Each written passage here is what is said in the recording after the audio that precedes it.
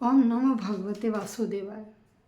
दर्शकों, हम श्रीमद् भगवत गीता के 7वें अध्याय के 13 श्लोकों का श्रवण कर चुके हैं, जिसमें बताया गया है कि जो मनुष्य भगवान को न देखकर गुणों को देखते हैं, अर्थात वो गुणों की स्वतंत्र सत्ता मानते हैं, वह व्यक्ति इस संसार में गुणों से मोहित हो जाते हैं और वह परमात्मा को समझ या जान नहीं पाते हैं।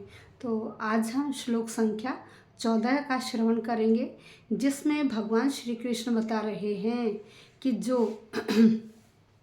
मेरी यह माया है, इस माया से पार होना बड़ा कठिन है, क्योंकि साधारण व्यक्ति इस भौतिक संसार में माया जाल में फंसे रहते हैं और वह मेरे स्वरूप को नहीं जान पाते हैं। इसलिए इस संसार को पार कर पाना उनके लिए बहुत कठिन होता है। क्योंकि देखिए, भगवान की माया की क्या है, 3 सत्व, रजस और तमस। और वो व्यक्ति क्या समझते हैं, इन्हें स्वतंत्र सत्ता और इसकी महानता मान लेते हैं। तो उनके लिए इस माया रूपी संसार को पार करना बहुत कठिन होता है। वो जीव इसे अपने लिए, हर चीज़ को अपने लिए मानकर उसमें बंध जाता है और उसे इस माया को पार करने का कोई सुगम उपाय दिखाई नहीं देता। लेकिन भगवान कहते हैं, जो मेरी शरणागति आ जाता है, जो मेरी शरण में आ जाता है, वह व्यक्ति इस संसार को बहुत आसानी से पार कर लेता है। तो आइए, श्लोक संख्या 14 है। दैवी ह्येषा गुणमयी मम माया दुरत्यया मामेव ये प्रपद्यन्ते मायाम एताम तरन्ति ते। दैवी होता दिव्य अलौकिक, ही निश्चय ही, ऐसा यह गुणमयी, गुणमयी मतलब तीनों गुणों से युक्त, मम मेरी माया, माया शक्ति, मेरी माया शक्ति, दुरत्यया कह रहे इसको पार कर पाना बड़ा कठिन, दुस्तर, बड़ा कठिन है।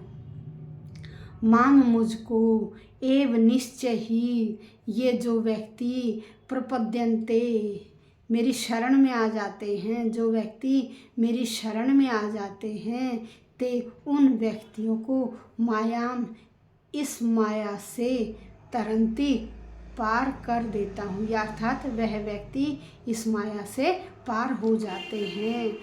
श्री कृष्ण कह रहे हैं कि देखिए, प्रकृति के 3 गुणों वाली इस मेरी शक्ति को पार करना बहुत दुरत्या कठिन है, किंतु जो व्यक्ति मेरी शरण में आ जाते हैं, वह इसे बड़ी सरलता से पार कर लेते हैं। भगवान की शक्तियाँ अनंत हैं। ये सारी शक्तियाँ क्या हैं, ये दैवी शक्ति कहलाती हैं। क्या है, दैवी शक्ति कहलाती हैं। लेकिन भौतिक शक्ति के संपर्क में आने से उनकी जो पराशक्ति है ना, वो ढक जाती, वो अपरा के संपर्क में आ जाते हैं, तो उनकी पराशक्ति क्या होती, ढक जाती है। इस भौतिक शक्ति से आच्छादित होने के कारण मनुष्य उसके प्रभाव का अतिक्रमण नहीं कर पाता, वह उन्हीं में उलझा रहता है, उन्हीं में उलझा रहता है। इसलिए ये बद्ध जीव क्या है, नित्य बद्ध है। फिर क्या कहा, श्री कृष्ण कहते हैं कि भौतिक जो शक्ति है वो परम इच्छा के द्वारा संचालित होती है। किसके द्वारा, परम इच्छा, ईश्वर की इच्छा के द्वारा संचालित होती है, जिसे पार कर पाना, लांघ पाना सामान्य व्यक्ति के लिए बहुत कठिन है। यहाँ पर अपरा भौतिक प्रकृति को, जो अपरा भौतिक प्रकृति है, उसे ही दैवी प्रकृति कहा गया है। इन्होंने कहा कि देखिए, कुछ व्यक्ति कैसे माया में डूबे रहते हैं, वह रस्सी को भी सांप समझ लेते हैं। जैसे एक रस्सी पड़ी है और अंधेरे में वह उसे क्या समझ बैठता है, उसे सांप समझ बैठता है और इसी के कारण उससे डरता रहता है, उसी में उलझा रहता है कि यह सांप है और उस रस्सी से वो जकड़ा रहता है। ऐसे ही यदि किसी व्यक्ति को रस्सी से बांध दिया जाए तो वह अपने आप को नहीं छुड़ा पाता है, और कोई दूसरा व्यक्ति भी ऐसा जिसको रस्सी से बांधा गया है, क्या वह व्यक्ति उस बंधे हुए व्यक्ति को छुड़ा पाएगा? नहीं। कौन छुड़ा पाएगा? जो व्यक्ति रस्सी से बंधा हुआ नहीं है, अर्थात रक्षक व्यक्ति जो है वो मुक्त होना चाहिए, तभी वह दूसरे व्यक्ति की रक्षा कर सकता है। इसलिए कृष्ण कहते हैं कि माया के अधीश्वर होने के नाते इस दुर्लभ जो शक्ति है इसको पार कर पाना बहुत मुश्किल है। लेकिन जो व्यक्ति मेरी शरण में आ जाता है, मुझे समझ लेता है, मुझे पहचान लेता है, वह इन सांसारिक मोह माया से अपने आप को बहुत जल्दी पार उतार लेता है।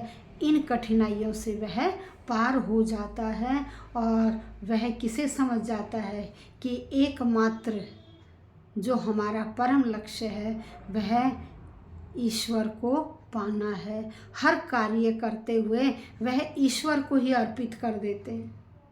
जब व्यक्ति ईश्वर की शरण में आ जाता है और ईश्वर को ही सारे कार्य अर्पित कर देता है तो देखिए भगवान भी उसकी क्या करते हैं? मदद करते हैं। और यहाँ माँ विष्णु भगवान ने कहा कृष्ण ने कि मेरी शरण में आइए, तभी क्या होगा? वह व्यक्ति इन सांसारिक कठिनाइयों को बहुत जल्दी पार कर लेगा। देखिए ब्रह्मा और शिव ये भी महान है, लेकिन इन दोनों को किसका अवतार माना गया है? एक को रजोगुण का अवतार माना गया और दूसरे को तमोगुण का अवतार माना गया। उन्होंने कहा कि यह बद्ध जीव को माया के जंगल से नहीं छुड़ा सकते, यह तो बल्कि ये दोनों माया के ही वश में रहते हैं। केवल माया के स्वामी कौन है? केवल विष्णु भगवान। विष्णु भगवान ही माया के चंगुल से हम लोगों को छुड़ा सकते हैं, बल्कि शिव और ब्रह्मा तो हमें माया के जाल में और भ्रमित करते हैं। तो इसीलिए ने कहा कि केवल माया के जो स्वामी हैं वो विष्णु भगवान है, कृष्ण है, वो ही बद्ध जीव को इस संसार से मुक्त कर सकते हैं। जब वो इसे समझ जाएंगे तो वह कृष्ण को भी जान पाएंगे कि कृष्ण कौन है। कृष्ण को जान लेने पर ही हमारी मुक्ति संभव है। धन्यवाद दर्शकों।